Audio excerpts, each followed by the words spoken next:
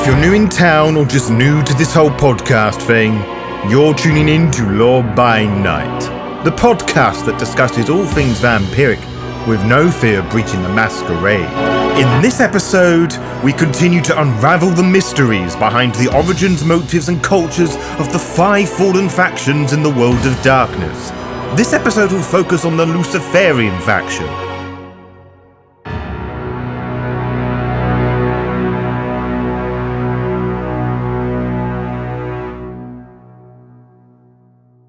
The Fallen gained their namesake through the unanimous decision to rebel against God, assuming that it was our decision and not part of the Great Plan, whatever that may be at this point, but let's not assume that it was God who decided for us for just one moment. We made the call to educate the humans to follow our own interpretation of God's teachings. Our reasons were ultimately our own, but the catalyst for many was the call to arms from the morning star himself, Lucifer.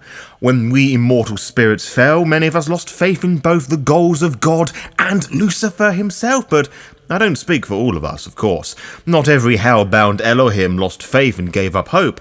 In defeat, some stayed true to the principles that led us to rebel, for the love for mankind and, of course, loyalty to Lucifer. Combined together, these fallen still believe that their cause is still right and that heaven and God were wrong. Such contraband of demons form the Luciferian Faction.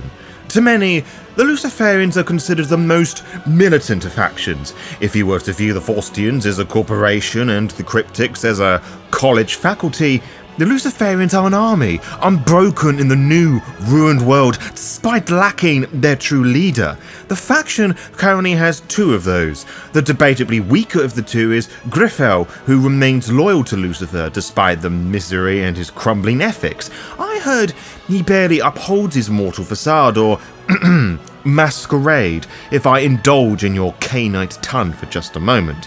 His loyalty to Lucifer is not won through love and passion, but mad obsession, as denial of what he believes to be true would mean all that he suffered would be rendered pointless.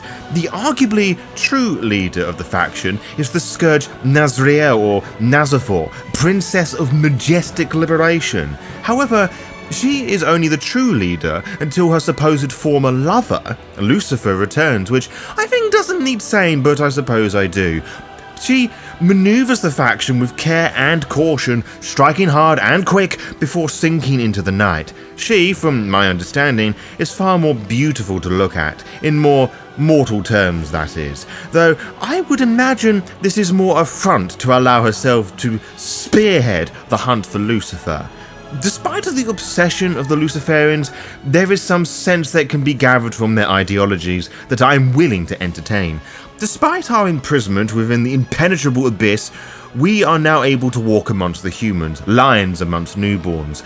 The host is weakened, which is part of this inspiration. There is also the fact that Lucifer was not in the abyss with us. His absence in hell was just further proof of the Luciferian cause. Some within the faction debate that the abyss was actually the Adversari's doing, a test to see who is strong to fight and who is proven too weak to even try. In their primary goal to find Lucifer, one may find 3 stages to achieve this. Firstly, the Luciferians scour the world for any sign of demonic activity in packs. This was once a solo task, but too many were being picked off by Earthbound, so common sense rectified that. Second, and perhaps tied with the first more so these days, the Luciferians monitor media like a hawk, specifically in how they can invest and manipulate it to gain influential media thralls in order to get the first scoop on anything with the slightest whiff of demonic activity, as well as a means of sending out covert messages. This, of course, would present its own challenges, with more mortals becoming astute addicts of social media. And finally, and expanding upon the previous stage once more, the faction are mounting aggressive communication campaigns, hoping Lucifer would respond. Obviously, he hasn't, as this would be a very different conversation, but I doubt it wouldn't be long until the Luciferians will start knocking on my door, asking if I have any information regarding the Morningstar. They won't believe me, but I wouldn't be surprised if they make enemies out of all of us. However, that is indeed already happening. It has been the case since the first of us returned to Earth. The Luciferians would discuss and plan at length of their goals upon return, with some living their mission for and from Lucifer. This three-pronged goal of the Luciferians only came about because of the shock of the state of things. The other houses don't care as much, or at all for that matter, and the humans are virtuosos in the one thing we could never have prepared for. Technology. Oh, and let us not forget the Earthbound too, as if fighting amongst humans and weaker fallen wasn't enough to contend with. In response to this, out of necessity and depression and nostalgia, the Luciferians divided itself into 3 legions, harking back to the former glory days. Despite this mindset, I should note that one of these new legions has gained anything near the power of the glory of the legions of old once held, despite one of the legions supposedly finding a fragment of the earthbound Melek's soul, with the goal of locating other pieces in order to resurrect him. Why would they do this? Well, if it panned out as intended, it would manifest something that was not entirely fallen or earthbound, but perhaps in between that can be used as a powerful weapon. Anyway, the first of these legions is arguably the largest, the Legion of Majestic Liberation. They believe the reason Lucifer is not responding to their calls is that he imprisoned them and therefore must liberate him. Majestically. They serve as the investigators of the Luciferians, seeking out information on both Lucifer and the other factions. What I find laughable about this is that, despite their hatreds towards my faction, the Cryptics, what they are doing is essentially assembling their own version of the Sketalocomorian, whatever that book is pronounced, is, well, you know what I mean. But it's theirs to be more focused on what is happening now rather than what has happened. The actual warriors of the faction are the Legion of the Glorious Victory, which, ironically, is losing. The Legion is disarray and has been since the early noughties. They simultaneously have no and too many enemies, which doesn't give them an actual goal to strive for, acting on a whim with a lord with too much money, I should say, a knight without a calling, or a trigger-happy soldier or cop, which is perhaps the worst example of all those, but you know what I mean. Anyway, my point is that it's blind leading the blind, with instructions and commands getting in the process. To my immediate knowledge, no units within the Legion have fought against each other. Yet. The smallest and least prestigious of the legions are the bureaucratic Legion of Stark Defiance, which naturally means they are the busiest. They are the ones providing the needs for the other 2 legions, providing defensive emplacements, which is a loose mandate at best. What this looks like in reality is setting up secondary communication networks, organising safe houses, and establishing sources of faith, despite being looked down upon the other 2 legions. The Legion of Stark Defiance are the ones wielding actual power within the faction, so in reality, in the best interest of any of the fallen within the other 2 legions to be on their best behaviour around them, lest they suddenly find their sources of faith having been dried up and replacements aren't coming anytime soon. Chances are that if you come across a Luciferian, they are a devil, one of the Namaru.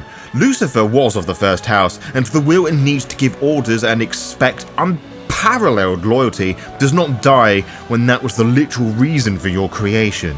Many believe that their current and future lord will give them a new world and a high-ranking place in it. Others look to their Lucifer to fill the void and God's rejection, as they are the subs that need Daddy's approval. What? Don't tell me you haven't made that joke before. The Scourges, the Asheru, share some of these sentiments. They were the second house and would eagerly benefit rubbing shoulders of Lucifer, who said Luciferian Scourges believe that the morning star did not fall. Now, if this is true, they feel that God and Michael should be punished via the devastating curse of human decay and death. Despite this promise, many Slayers, the Halaku, make up a small number of the faction. We are the final house, and many of us don't see the appeal in it. Our punishment and input in the war was arguably more horrific than anything the other 6 houses endured. At best, they endured was a decisive loss. On the opposite scale of things, many of the Rabasu, the Devourers, remain loyal to the Luciferian cause, fueled by their revenge, though unlike their ravenous the nihilist counterparts, Luciferian devourers believe there is some hope that something can be built from the world once what they deem to be clutter and cleared in any way. On the topic of the Ravener faction, the Luciferians are surprisingly tolerant of them. Both factions remain their military bent, so the Luciferians admire them as soldiers, ones that need a bit more discipline to be more useful in Lucifer's army. Similar goodwill extends to the Faustians, only in reverse and more condensation. To the Lucifers, the Faustians have the right discipline and general idea that they need to be educated on who is actually in charge. The Cryptics and the Reconcilers, however, feel that Luciferians err. The Cryptics are weak in the eyes of the Luciferians, as they are too focused on the archives and speculation as the word's actually pronounced, that they are lost from in the here and now, asking too many questions rather than seeking answers. What is worse than being weak is treacherous, and that is the Luciferian viewpoint of the Reconcilers, baffled how they, the Reconcilers, are blind to God's forgiveness.